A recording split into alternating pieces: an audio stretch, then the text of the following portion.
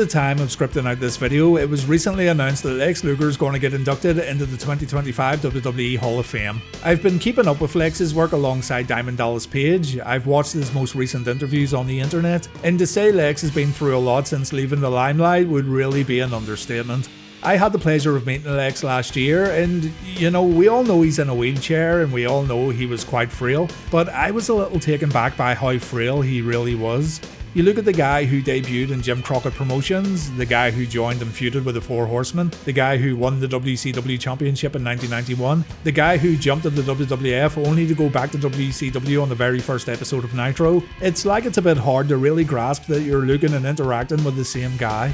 Seeing the progress he's making alongside DDP is truly heartwarming, and to see him make progress, no matter how big or how small, it really does make you want to root for Lex and see him achieve those victories that may not mean a lot to us, but they mean the world to him. So I say good for you, Lex, and keep going. DDP truly is a miracle worker, and I can't wait to see Lex's Hall of Fame induction before WrestleMania 41. With all this in mind, I was inspired today to look at one of Lex's most famous moments, and seeing as I've become the Monday Night War guy somehow, I thought it was only fitting to look at his World Championship win on the 4th of August 1997. So let's get stuck in and learn more about this big win for the total package. When Luger came back to WCW in 1995, he legitimately shocked the world. Lex's comeback happened on the first ever episode of Nitro. He walked out during a Sting vs Ric Flair match, and the moment itself has become iconic. Sure, it looked like that shirt may have caused him to get a bit lightheaded, but still an incredible moment that set the stage for what Nitro was all about. You just never knew who was going to show up. From here, Lex had one of the more interesting storylines in WCW during the pre-NWO days. He and Sting rekindled their old friendship and the two became a successful tag team, but Lex was being a little sneaky behind the Stinger's back, just a little. It seemed that Lex only cared about himself and Sting was completely blind to it. When speaking face to face, Lex and Sting were best buddies and the two seemed to have a wonderful friendship. But as soon as Sting turned his back, Lex could be a little devious and he wouldn't think twice about cheating when Sting wasn't looking. He even left Sting high and dry after booking himself and the Icon in some dangerous matches just so he could hang out in the main events alongside guys like the Dungeon of Doom and the Four Horsemen. But the key to all this was the fact that Sting was aloof to what was going on. The storyline was good, fans remember it fondly, and it looked like Sting and Lex were on a collision course the moment Sting found out what his partner was really up to. But like many storylines in WCW, things got completely changed when the New World Order arrived at the scene. Hulk Hogan, Kevin Nash and Scott Hall completely changed everything we knew about WCW, and guys who were once enemies now had to join forces to take on this new company-threatening faction. So Lex turned babyface, and the whole thing about him being selfish in regards to his friendship with the Stinger was totally forgotten about. Lex joined the fight against the NWO, and when things became uncertain in regards to Sting and Sting's allegiance in this whole war, Lex became one of, if not the, main player from WCW fighting the good fight. Many people forget that when Sting was out of action, WCW had a pretty limited pool of true main event talent that they could call upon to fill those main event spots. And seeing as the NWO started recruiting some of the same guys they had fought against, such as the Giant, then that talent pool became even smaller. It just feels sometimes that fans think it was mainly guys like Sting, Flair and Goldberg who led the charge against the NWO, but Lex was right up there too as a main player for a pretty long time. So how exactly did Lex get a title shot against Hulk Hogan, and how did the championship match come to be? Well, the story begins way back at Spring Stampede 97, 4 months before the title switch on Nitro. Lex Luger defeated the Giant, Booker T and Stevie Ray to become the #1 contender for the WCW Championship, and really, Lex had the Giant to thank for it. The big man wanted Lex to get an opportunity at the gold, so he pretty much handed Luger the victory on a silver platter. WCW being WCW, Lex would have to wait quite some time before getting his title shot, but things looked promising at Bash at the Beach 1997. Lex and the Giant took on Hulk Hogan and Dennis Rodman in a star-studded tag team main event match at this show, and it was viewed by a lot of people. In that match, Luger was able to put world champion Hollywood Hogan in the torture rack to secure a win for his team, and naturally, the WCW Executive Committee, a committee who, in storyline, wanted the WCW Championship belt away from the New World Order, wanted to fast-track Lex's title shot and get him booked in a championship pay-per-view match while he was still hot. The following night on Nitro, Luger closed out the show with an interview with Mean Gene Okerlund, and Lex said he's had a few bad moments recently thanks to the NWO, but last night's pay-per-view featured one of Lex's finest moments. He racked Hogan, Rodman and Randy Savage before Bash at the Beach ended. The final moments of the match all centered around the total package, and Mean Gene then reminded everyone about the Spring Stampede match and the fact that Lex was still the #1 contender. Trust me, these kind of gentle reminders from Mean Gene were most welcome because WCW seemed to suffer from short-term memory loss. Lex officially challenges Hulk Hogan to a WCW Championship match at Road Wild 97. All Hulk has to do is sign his name on the dotted line and the fight's on.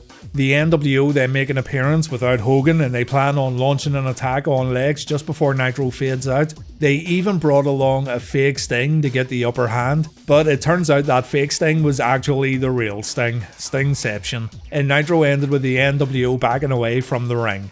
The following week, Hulk Hogan made an appearance. He and Bischoff had a little lie down in the middle of the ring, and Hogan said Lex Luger's just another name, another guy who can't lace Hollywood's boots. So, at Road Wild, Hulk says he wants to expose Lex by making him realise that Hollywood Hogan's a better wrestler than he is. Hogan's a smarter wrestler, he has the ability to break the torture rack, and for the sake of formality, Hulk says he does accept the challenge at Road Wild. Luger kept his distance from Hogan on this evening, but then, on the following episode of Nitro on the 28th of July, things took a strange turn when Luger came out for another interview with Mean Gene. Okerlund informed everyone that there was some developments going on in regards to the world title match at Road Wild, and Lex said yes, things had changed. Flexi Lexi gives the fans a gun show while saying Hulk Hogan called him just another guy last week during Hollywood's promo, but this regular guy got his regular attorneys to look over Hogan's contract, and in the fine print it says Hulk must defend his WCW Championship at least once every 30 days. I'm 100% certain this has been contradicted either before or after this announcement, but sure. Those 30 days have elapsed and basically Hogan needs to defend his belt sooner rather than later. If he doesn't, then he could get stripped of the championship. So the title match is actually going to happen next week on a special 3-hour episode of Monday Nitro, and no one actually knows what this means for Road Wild. JJ Dillon calls in later to confirm that Hogan vs Lex is definitely going to happen on Nitro, so fans could now tune into TNT and see this championship match for free. The 4th of August 1997 episode of Nitro was a special occasion. This was the 100th episode of WCW's flagship Monday Night Show, and as mentioned earlier, the company decided to go a full 3 hours to mark the occasion. The show opened up with a very confident Hollywood Hogan saying that he's still booked for Road Wild, and when Hogan leaves Nitro tonight with the World Championship, the next person in line for a championship match is Scott Hall. So Hogan's idea was to beat Luger, knock him back down to the bottom of the ladder, and face his NWO buddy in the main event in Sturgis. This was all pending on Hogan actually beating Lex in the Nitro main event though. What I want to do is check out the match and moment right now before briefly looking at Road Wild. I then want to dig into interviews and try to find out exactly why things happened the way they did. So let's skip on to the Nitro main event and see Luger's title victory.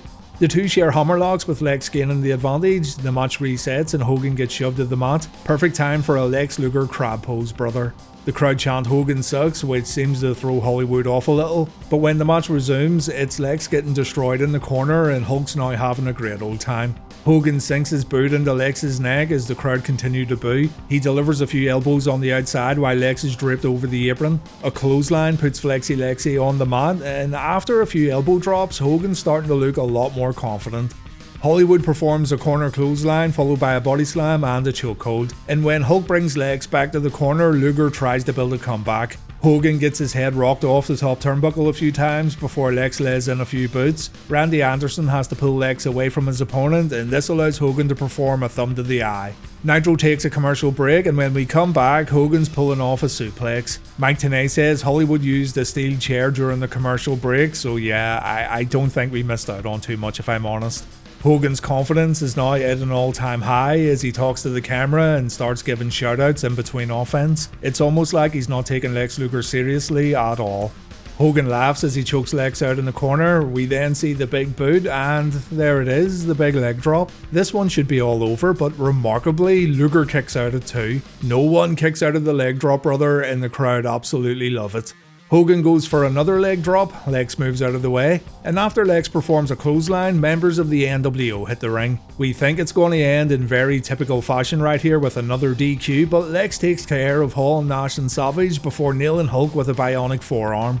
Lex makes sure there are no NWO members left in the ring except for Hulk Hogan. He then puts Hollywood in the torture rack, and I absolutely love how Randy Anderson reacted when Hogan gave up. It's fantastic.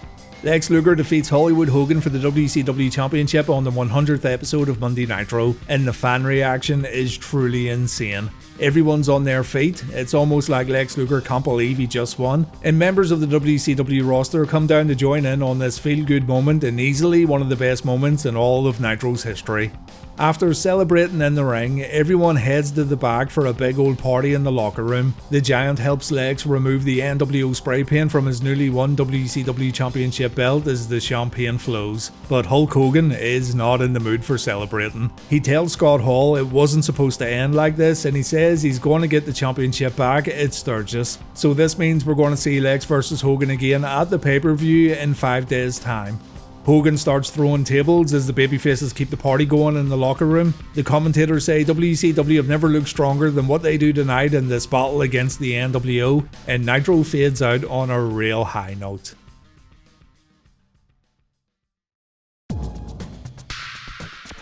Road Wild arrives on Saturday later in the week, and we've got Lex versus Hogan in the main event. Hogan comes out looking a bit bare without his World Championship, while Lex Luger comes out to a big firework display and the world title around his waist.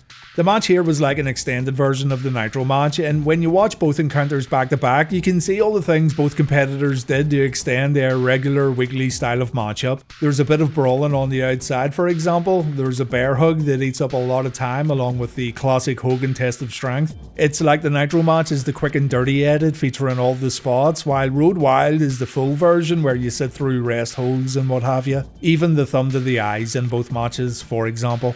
Hulk dominated this one again, but again he missed the leg drop. Members of the NWO hit the ring and Lex had to fight everyone off just like on Monday Nitro. But then a fake Sting attacked Lex with a baseball bat, and this was enough for Hogan to deliver a leg drop and win the bout. Lex's reign was already over and fans were pretty upset. The high everyone felt at the end of Nitro was now completely gone, and we're now back to the status quo. Hogan's the world champion, the NWO's back on top, and Lex Luger won't be getting another world title shot anytime soon. So what happened, and why did Lex drop the belt so suddenly? Well, put your pitchforks away because there was nothing underhanded or devious going on here. Lex said he knew the title reign was going to be short and he knew he was going to drop the belt at Road Wild before he won the championship on Nitro. As a matter of fact, Luger was actually excited at the prospect of having this short run and he praised Hogan for putting him over on Nitro. So let's do a little research and try to piece together the full story. Lex's recent interview with Chris Van Vliet was a great research piece for this video, and I'll be using it, along with other historic interviews and articles, to try and make sense of everything that happened. I'll put a link to Chris's interview in the comments section. Lex said he didn't know he was going to win the WCW Championship from Hogan until going down to the ring. The reason being that Eric Bischoff wanted to make the win a big surprise while keeping everything secret from internet fans and dirt sheet writers. Lex was selected by Bischoff and Hogan because he was red hot at the time. He got a great reaction when he put everyone in the torture rack at Bash at the Beach. But the core reason why the title change happened was because Eric wanted to throw the fans a bone by having the leader of the NWO get dethroned on the 100th episode of Nitro. Bischoff felt that the NWO had been too dominant up until this point. WCW needed a win to give the fans something they could enjoy. The damage would be minimal to Hulk Hogan, seeing as he'd be winning the championship again later in the week, and Lex was made fully aware that he'd be dropping the belt back to Hulk at the pay-per-view. Bischoff told Lex that Sting vs Hogan was the endgame. The company had already begun the real build towards Starrcade 97 the night Lex won the belt, seeing as JJ Dillon had started offering the Icon some NWO guys he could face one-on-one, but Sting of course wanted Hulk. So the wheels were in motion for the big showdown at the end of the year, yet Eric felt fans should get a big feel-good moment before Starrcade. Lex was genuinely shocked when Hogan said he had submitted the torture rack after Lex kicked out of the leg drop, and Lex said he has nothing but respect for Hogan for doing that for him. You might be thinking to yourself, well, this is all well and good, but Hogan still beat Lex at Road Wild, which kinda negates the whole thing. But do remember too that more people would have watched Nitro in comparison to the pay-per-view. Way more people would have witnessed Luger's victory, so even though the reign was short-lived, way more fans got to see Lex's big moment in comparison to his loss in Sturgis. Nitro drew a 4.4 on this evening. The competition, WWF Raw, scored a 2.7. So not only did more fans see Lex's win in comparison to those who bought Road Wild, more fans witnessed the big moment in comparison to those tuning into Raw for the SummerSlam 1997 Fallout. A Fallout that included Shawn Michaels turning heel and Owen Hart facing Dude Love in the main event. Eric Bischoff said of the Nitro match, "Not only did Lex have such an important impact on the very first Nitro, but here we are at episode 100, talk about a journey. Think about this, here's a guy who left the company and nobody really liked him except for Sting and maybe the Steiner brothers. He just wasn't a well-loved guy. Nobody shed a tear when Lex Luger left, especially people outside of the locker room. Goes off, comes back under a new contract that I was hoping he'd tear up and throw in my face. But instead takes it and over-delivers in every measurable way one can over-deliver as a professional and as a human being and team member, to the point that here he is on the 100th episode beating Hulk Hogan. That's a pretty cool story, both behind the scenes and obviously in front of the camera. Very, very cool." Now, on the same episode of Eric's podcast, 83 Weeks, Eric said he also regretted taking the championship away from Lex at Road Wild. Even though he was honest with Luger in regards to this only being a short reign, it seems like Eric didn't anticipate how well the fans would react to Lex's big win. "We left so much on the table, and it was definitely too quick. It was a poor decision on everybody's part, mostly mine. There's no other way to look at it. I know what the thinking was then. It'll be so much heat because people want Lex to be champion. We knew it was going to get heat, and it did, but maybe the wrong kind of heat. There was no rush, there was no deadline or expiration date. It's all about what can we, as a team at the time, do to make the most of it. Rather than thinking about it from that perspective, we rushed it and took the easy way out. That wasn't a conscious thought, but that's what I think was probably going through our minds then." So again, while there was nothing nefarious going on in regards to Luger getting his belt snatched away from him, and while Lex fully understood his reign would be a short one, essentially what WCW did here was a quick hotshot angle, a quick and easy ratings boost and a boost for Road Wild pay-per-view buys. And this was done at the expense of a potentially longer and overall more satisfying title run for Lex Luger and fans who still cheered for WCW over the NWO guys. We, as fans, weren't privy to all this backstage information and we had to take things at face value, and what we all ended up with was this feeling of politics once again being at play. Hulk Hogan strikes again, brother. Looking at the big picture, it felt like Road Wild soured Luger's achievement on Nitro, add in the fact that many of the backers who showed up for Road Wild cheered for Hogan, which kinda damaged Lex's overall look to a casual viewer, and yeah, we've essentially got what could be the first major misstep of the WCW vs NWO war. You gotta weigh up the pros and cons. Do you completely scrap Lex's title win due to the fact that he'd be losing it anyway mere days later? Or do you go ahead with it and unintentionally create one of the greatest moments in Nitro history, knowing full well you're gonna upset a large portion of your audience later in the week?